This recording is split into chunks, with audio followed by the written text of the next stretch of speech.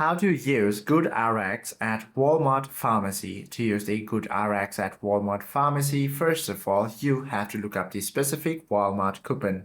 So go ahead and launch GoodRx mobile application, or simply head to the official website by opening any web browser of your choice. Tap on the search bar at the top. From here, you simply have to type in your exact medication name in the search bar, and then type in your exact medication name into the search bar and match the drop-down menu exactly to your doctor's prescription. Once you do this, enter your current zip code and locate the Walmart pharmacy on the results list. Tap on the Walmart's row to open the active digital coupon display. From there, save the processing codes and then present the coupon at the drop-off window and pay and pick up your medication at the register. Hope this video helps you out a lot. If you have any questions or queries, do comment down below.